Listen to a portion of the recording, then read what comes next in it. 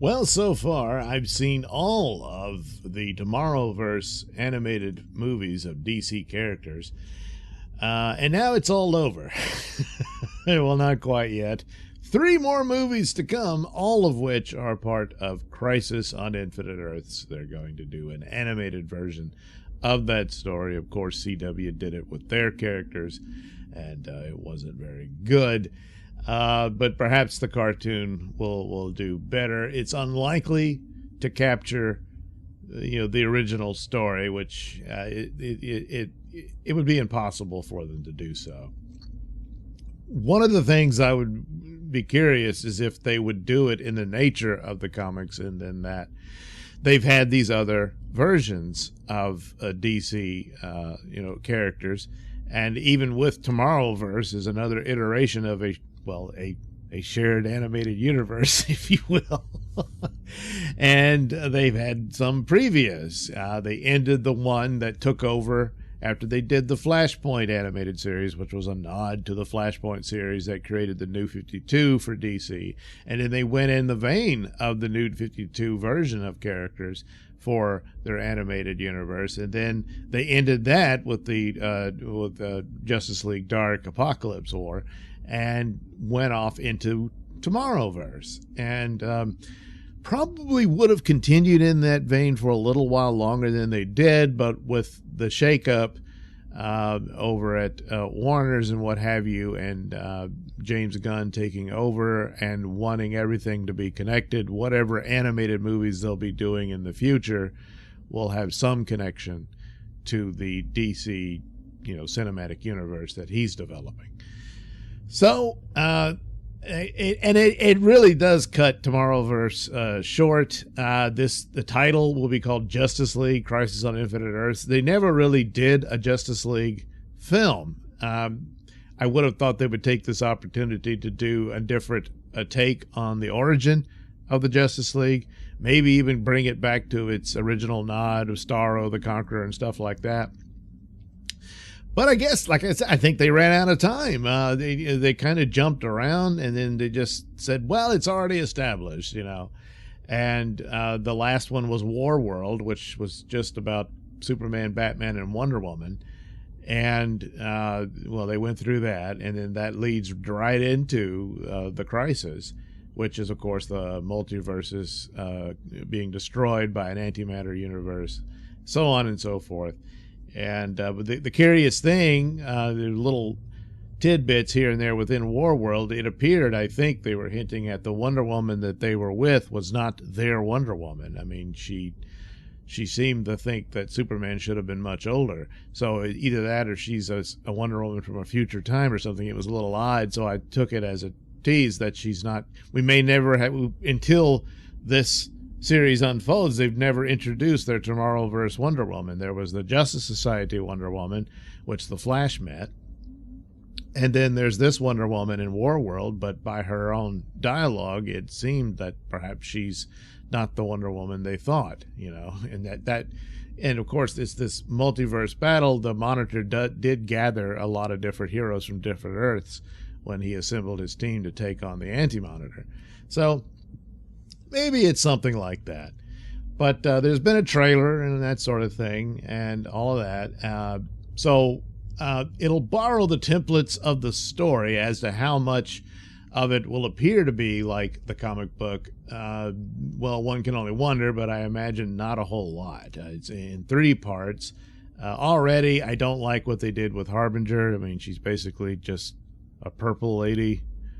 A sort of purple Nova, like Frankie Ray Nova from, with Galactus and all that. And I was like, why couldn't you just do the design? I mean, because from the trailer, it looks like the Monitor looks pretty much like the Monitor did, So, I don't know. Maybe she was just flying around purple for some reason, and she'll have the suit and everything. And for that matter, the CW did a better job on adapting the outfit, at least, for their Harbinger character. But anyway, so based on DC's iconic comic book series Crisis on Infinite Earths by Marv Wolfman and George Perez, join DC's superheroes from across the multiverse in the first of 3 parts of DC's new animated film Justice League Crisis on Infinite Earths, Part 1.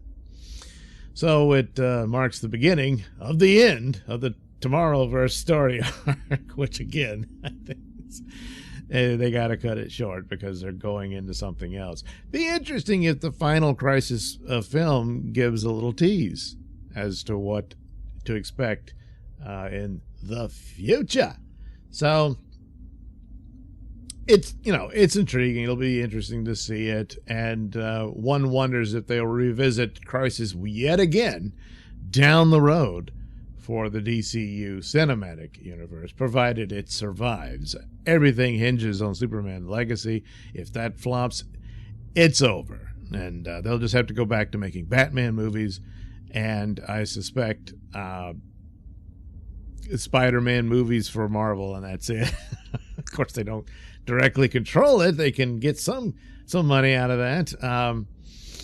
Maybe they can revive X-Men and have that going too. Yeah. So anyway, the synopsis is: death is coming. Worse than death. Oblivion. Not just for our Earth, but for everyone, everywhere, in every universe. Boy, that is everywhere, isn't it? Against the ultimate destruction, the mysterious Monitor has gathered the greatest team of superheroes ever assembled. But what can the combined might of Superman, Wonder Woman, Batman, The Flash, Green Lantern, and, hundreds of other superheroes from multiple Earths even do to save all of reality from an unstoppable antimatter Armageddon?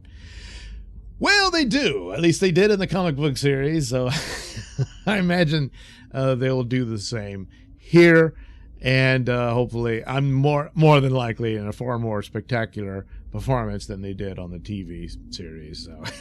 So what can you do? They only had so much money. Which I didn't like the Green Lantern movie they did, but the space battles and stuff were pretty good. They looked very well done. So you probably can expect something akin to that. And already from the trailer, you can see 2 different versions of Superman meet and that type of thing. So there'll be some of that. It's just one wonders, would they utilize the art styles of the 90s Justice League and maybe even the Super Friends and stuff like that. And then, of course, the New 52 based animated universe they'd had previously. The look and stylings of those characters could also show up in there. And that would be kind of the neat thing of an acknowledgement due to their different stylings and looks of, like, yeah, they're from a different universe and that sort of thing, rather than just, a few little bits of costume looking a little different, that kind of thing. So, from the trailer, it doesn't look like that's the case. I mean, there's another Superman, but he doesn't look like he looks in the same art style as the Tomorrowverse Superman and stuff like that. So, just don't know. But anyway, digitally, this will be available January 9th, and then the Blu-ray arrives in 23rd. Doesn't say when it will be available on streaming, but I imagine that'll come sometime later. Probably, it might be as late as March or something. Who knows? But anyway, that's what's coming in 2024 as far as DC goes and their animated endeavors, which they've done a lot of these, and sometimes it's hit and miss, and some of them got some pretty good moments here and there. They're all under the shadow of Batman the Animated Series and, of course, the Justice League series they did in the 90s, which they pretty much broke the mold with those. Those remain the best versions of these characters, and they've never quite matched it since. So might as well just acknowledge it and make use of those art stylings for an actual multiverse animated movie. Doesn't look like it's in the cards, but it seems like that would have been the better route. And hopefully a little more than just a cameo or two. Of course, it's kind of troubling since the recent passing of Kevin Conroy. But then again, I don't know how long this has been worked on or what have you, but that's that's an unfortunate aspect to it. But another thing about it is that, like I said, the Tomorrowverse is so short-lived. It's to be an homage to the comics. I can understand that, but the thing of it is, it lacks the gravity that those comics had, because the comics were preceded by decades of the DC superhero stories.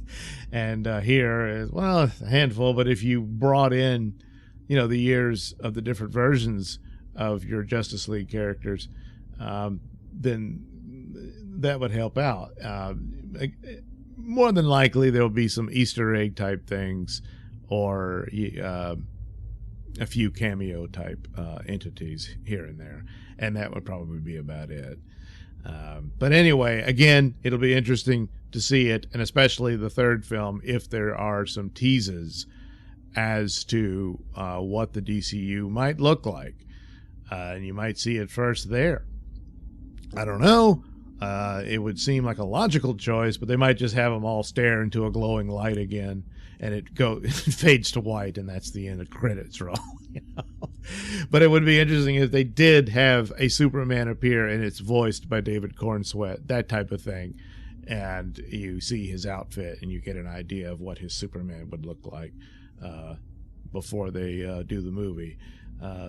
Probably unlikely. They would probably want to reveal it for the movie itself, but then again, who knows? But anyway, so I'll look forward to that. I will review those movies and tell you what I think about them, as I've told you what I think about the idea just now. Yeah, I just did that. All right. Thanks for watching and listening, and we'll do it again soon.